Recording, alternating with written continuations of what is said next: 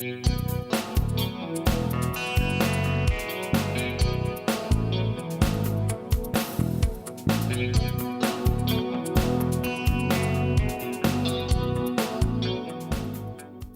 bien, pues hoy tenemos para estudiar un tema que es apasionante, el tema de la historicidad de los evangelios. Vosotros sabéis que no hay libro en todo el mundo tan estudiado, tan analizado como los evangelios. No lo hay. Y entonces, pues tenemos que decir un montón de cosas sobre ello. Podéis comenzar a preguntar. A ver. Muy bien, la primera pregunta que tengo yo es sobre si no serán los evangelios novelas o cuentos que escribieron los primeros seguidores de Jesús. Novelas o cuentos que escribieron los primeros seguidores de Jesús, en absoluto. En absoluto. ¿Por qué? Pues porque los evangelios son instrumentos de catequesis, ¿entendido? Que tienen contenido histórico, como vamos a ver. Catequesis no quiere decir... Entonces están escritos para transmitirnos las palabras de Cristo, sus acciones, sus milagros, su pasión, su resurrección. Y el elemento, digamos, novelesco no aparece por ninguna parte. ¿Entendido? No aparece por ninguna parte. Y los evangelios están tan estudiados hoy en día que, como he dicho en la introducción, no hay otro libro en el mundo que esté tan estudiado como los evangelios. Están analizados palabra por palabra. De tal manera que hoy en día se conoce que los evangelios sinópticos provienen de dos fuentes fundamentales que ya estaban escritas previamente. Una, la llamada Quelle, o la fuente Q, que estaba escrita ya para el año 40 y que recogía fundamentalmente los dichos de Jesucristo, que se llaman técnicamente logion. Son frases que, como hacían los rabinos entonces, claro, entonces no tenían bolígrafos como tenemos nosotros, ni grabadoras, ni televisión. Y la única forma de transmitir la doctrina era por medio de la memoria. Y los rabinos hacían frases pequeñas, pero muy cargadas de contenido para que se memorizaran. Y Jesucristo empleó ese método. Por ejemplo, el que busque su vida la perderá, el que la pierda por mí la encontrará. Eso es un logion. La mayoría de esos logion estaban recogidos ya en una fuente escrita en el año 40 llamada Quelle.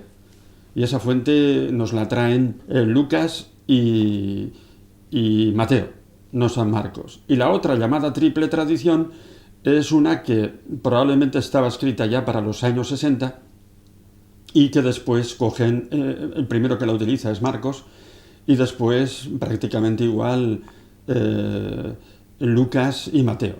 Y luego están las investigaciones propias de cada evangelista, que es en el caso de Mateo o en el caso de Lucas. Después el Evangelio de San Juan, que es el que más contenido teológico tiene, es el gran teólogo, San Juan. Luego resulta que da una serie de detalles de hombre que ha visto con sus ojos lo acontecido. Porque cuando hablan los sinópticos suelen decir en aquel tiempo, sin precisar el día, la hora. Pero por ejemplo lees el Evangelio de San Juan y dice San Juan, eran las 4 de la tarde, había 5.000 personas en la multiplicación de los panes, había mucha hierba en aquel lugar. O, por ejemplo, en el milagro que hizo en la piscina de Betesda, decía que San Juan, capítulo 5, que esa piscina tenía 5 pórticos. Se han hecho excavaciones, han encontrado la piscina y han salido los 5 pórticos. Y dan una serie de detalles tan concretos, como por ejemplo cuando van a ver el sepulcro vacío. Fueron los dos corriendo, ¿no? Juan y Pedro. Y llegó primero Juan, que era más joven. Esos detalles, ¿no? Pero le dejó pasar primero a Pedro, porque era la autoridad. Y Pedro entra el primero y vio el sudario plegado aparte, ¿no? Pero las vendas en el suelo, decía en una ocasión, keimena. No dice en el suelo, sino keimena, es decir, desinfladas. Por eso entró Juan, vio y creyó, porque dedujo que no habían sido robadas porque no estaban sueltas las vendas. ¿No es cierto? Son detalles de una plasticidad, de una concreción que indudablemente se puede decir que en el Evangelio de Juan hay teología, eso es otra cosa. ¿No es cierto? Pero realmente novelesco no aparece por ninguna parte.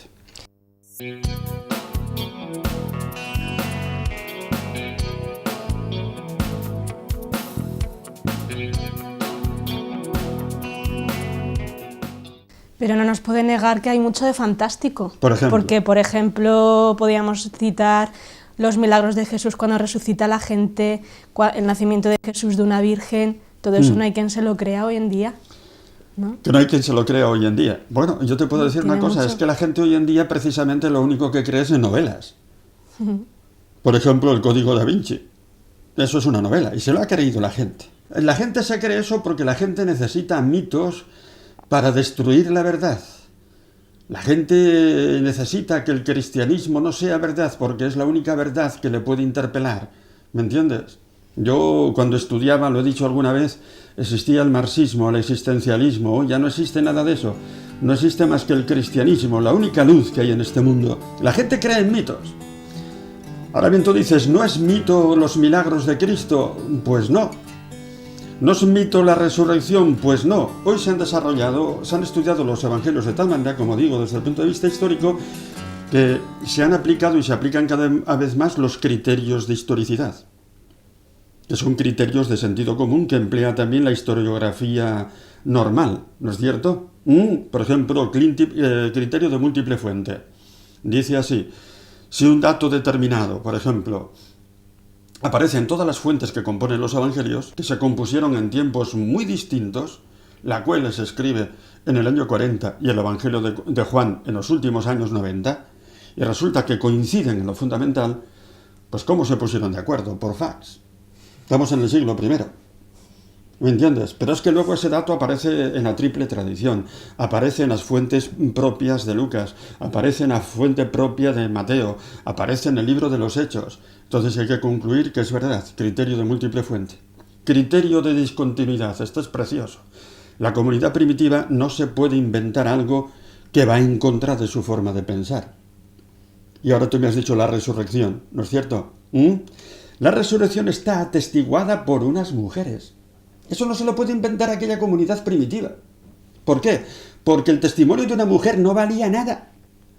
Jamás a una mujer se le llevaba a un juicio a declarar porque no se creía en su testimonio.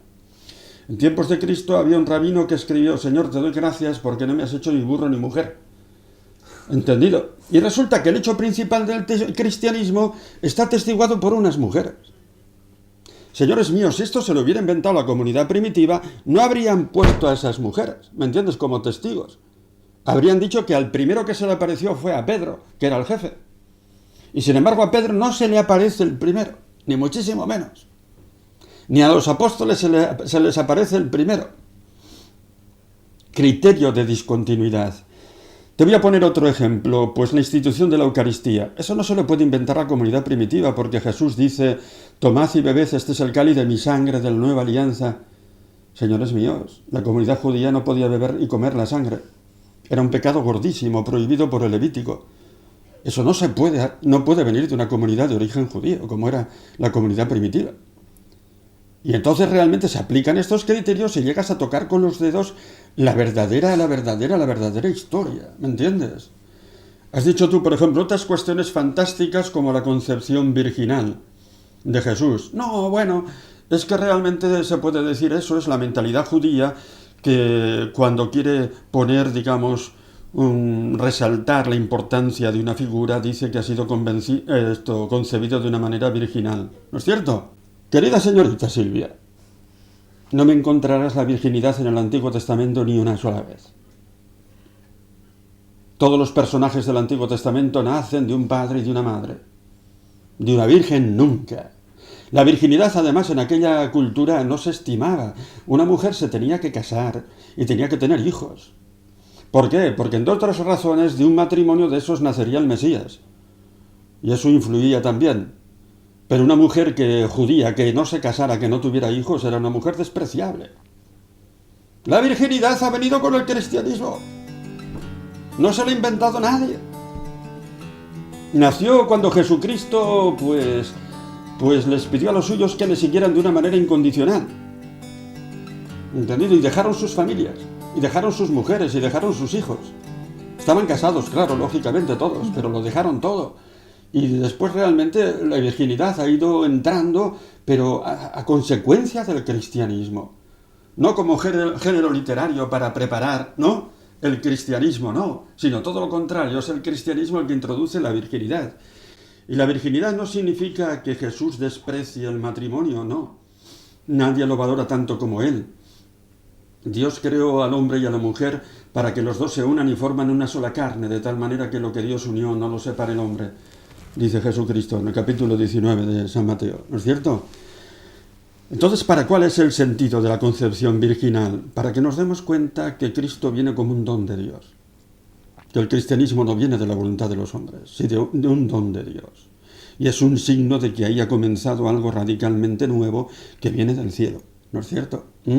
Y María dio testimonio, lógicamente, de su concepción virginal. Y lo vemos clarísimamente en los relatos evangélicos. Cuando María tuvo la anunciación, como sabéis, se marchó a visitar a su prima Santa Isabel, que le dijo el ángel que ya está de 6 meses la que decían que era estéril. Y entonces estuvo ayudándole hasta que dio a luz, por lo tanto se quedó allí 3 meses. A la vuelta, estaba embarazada y se la notaba.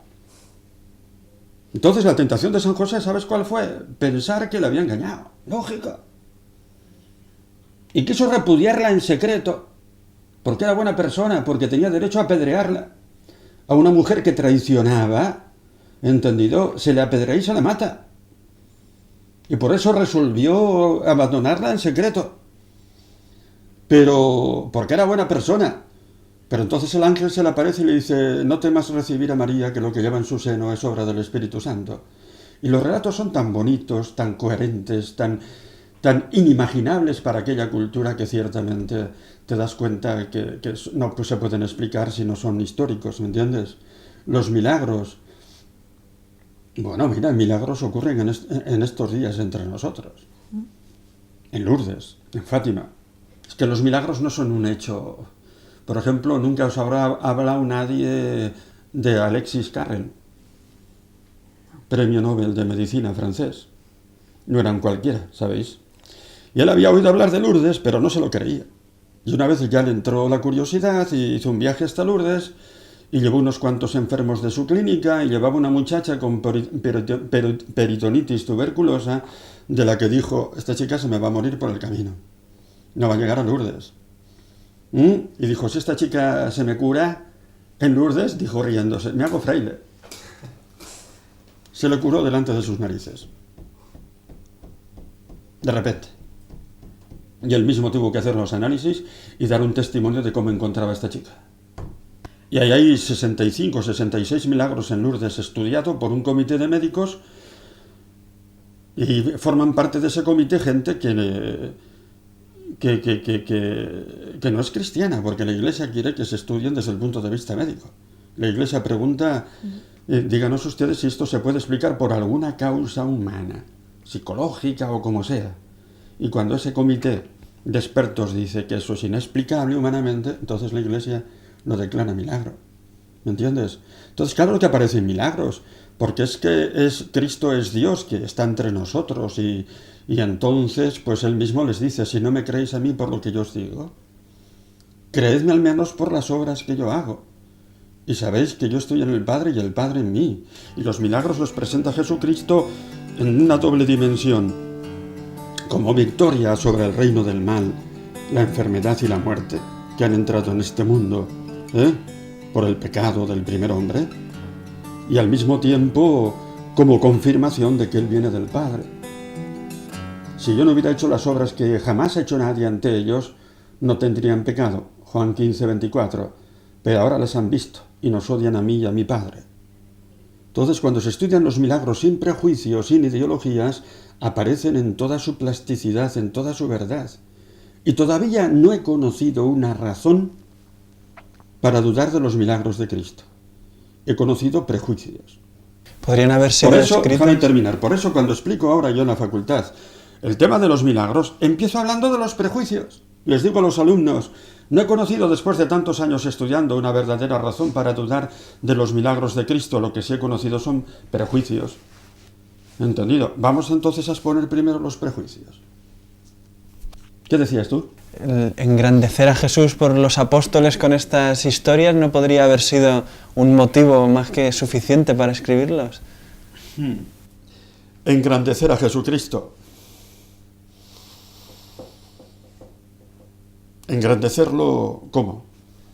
Por ejemplo, Haciéndole parecer como alguien que es superior, que tiene... como el Mesías, ¿no es cierto? Claro.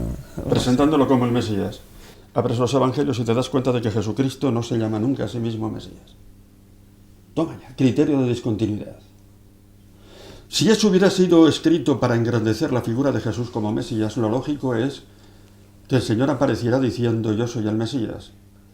Nunca lo emplea él espontáneamente ese título. Eso quiere decir que no están manipulados. ¿Me explico, sí o no? Jesucristo se llama a sí mismo Hijo del Hombre 82 veces. Y ahora no tengo tiempo para explicar lo que es el Hijo del Hombre, que tiene una teología detrás impresionante. Y resulta que en la comunidad primitiva nunca le llamó a Jesucristo Hijo del Hombre. Eso no está inventado. ¿Me explico, sí o no? Y así vas estudiando todo y te aparece una luz tremenda. La comunidad primitiva y la Iglesia hoy en día no tienen toda su liturgia una oración que diga, oh Señor, tú que eres el Hijo del Hombre. Si yo pregunto a uno que haya hecho catequesis, ¿qué significa Hijo del Hombre? No me sabe responder. Eso no se explica nunca. Es un título que nunca ha utilizado la Iglesia para llamar a Jesús. Y la Iglesia primitiva no lo utilizó ni una sola vez. Sin embargo, abres los evangelios y Jesucristo se llama a sí mismo Hijo del Hombre 82 veces. Y se llama Hijo del Hombre en esa fuente primitiva, en la cuele. Y se escribe el Evangelio de San Juan en el año 100, y en San Juan Jesucristo se llama a sí mismo Hijo del Hombre 13 veces. ¿Cómo se pusieron de acuerdo, José Luis? Por fax. ¿No es cierto? Por fax se pusieron de acuerdo. Es ignorancia. ¿Lo habéis entendido? Las objeciones que se hacen contra los evangelios nacen fundamentalmente de la ignorancia y del deseo secreto de que no sean verdad. Sin embargo, la gente se ha tragado el código da Vinci, que dice que eso de la divinidad de Cristo se la inventó la Iglesia en el concilio de Nicea, que está Constantino, eso. Pues yo tengo que decir que ese libro está escrito para subnormales, para gente que no tiene ni idea, porque Jesucristo, llamándose Hijo del Hombre 82 veces, está diciendo de sí mismo que es Dios. Porque el Hijo del Hombre en la profecía de Daniel, capítulo 7, es un personaje preexistente que aparece en el cielo, que ha existido de toda la eternidad y que aparece sobre la nube, lugar donde se manifiesta Dios en el Antiguo Testamento, y que se sienta junto al anciano de días que representa a Dios, compartiendo con él el poder. ¿Entendido? Jesucristo, cuando se está llamando Hijo del Hombre, está diciendo de sí mismo que es Dios. O cuando está diciendo de sí mismo que es el Hijo, ¿no? O cuando Jesucristo se llama 3 veces Yahvé, en el capítulo 8 de San Juan. Antes de que existiera, antes de que Abraham existiese, Juan 8, 56 o 58, no me acuerdo bien. Antes de que Abraham existiese, yo soy. Y cogieron piedras para tirárselas, porque había blasfemado. Yo soy es el nombre de Yahvé en el Antiguo Testamento. Y en el capítulo 8, versículo 24, capítulo 8, 28, también dice, yo soy. Cuando yo sea levantado alto, veréis que yo soy. Es el nombre de Yahvé. La comunidad primitiva de origen judío no le puede llamar Yahvé, ¿no es cierto? Porque ese es un nombre sagrado. Y entonces si Jesucristo dice de sí mismo que es Yahvé, está blasfemando. Y a Jesucristo se le acusó históricamente 3 veces de blasfemia. Entonces, ¿cómo se pueden inventar unos evangelios en los cuales Jesucristo es condenado como blasfemo? ¿Cómo se puede inventar eso? Explícamelo. Por parte de la comunidad primitiva. Jesucristo murió como maldito de Dios. Porque dice la Escritura, maldito el que cuelga en el madero. Gálatas 3:13. Y por lo tanto los apóstoles perdieron la fe. Ya estaban escondidos, dispuestos a marcharse, ¿no es cierto?, otra vez al lago de Tiberíades a pescar. El cristianismo habría terminado en la pesca de Tiberíades, donde empezó. Sí, hasta ahí estamos de acuerdo, pero ¿cómo se puede entender que sea verdad la resurrección? Pues la resurrección, te puedo decir una cosa, se puede entender que es verdad porque la resurrección de Cristo era inimaginable. Es decir, en el Antiguo Testamento no hay una profecía clara diciendo que el Mesías va a resucitar. Ni una. Ni una. ¿Queda claro, muchacho? Además, en el Antiguo Testamento se podían imaginar resurrecciones, pues como la de Lázaro.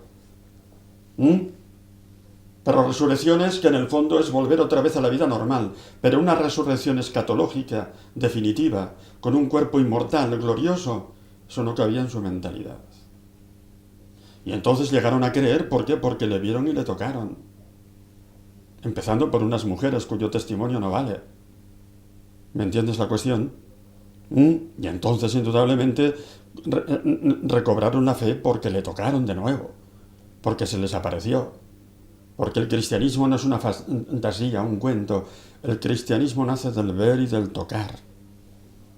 Dice San Juan, capítulo 1 de su primera carta: os comunico la verdad del verbo, ¿no es cierto?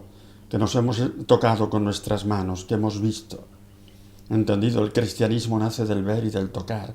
Es lo más auténtico, lo más genuino, lo más concreto, lo más plástico. No son fantasías. Nosotros hemos tocado al verbo de la vida. Entonces Jesucristo se apareció. Y en el Evangelio de San Juan se aparece a los apóstoles, pero no estaba Tomás. Y Tomás dice, si yo no lo veo y no lo toco, yo no me lo creo. ¿Entendido? Y hacía muy bien de no creérselo, hasta que lo vi y lo tocó. El cristianismo nace del ver y del tocar. Por eso dice el Catecismo muy bien, número 643, que si no hubiera sido por este encuentro físico de los apóstoles con Cristo resucitado, no habrían recuperado nunca la fe, porque Cristo murió como un maldito de Dios y habían perdido totalmente la fe.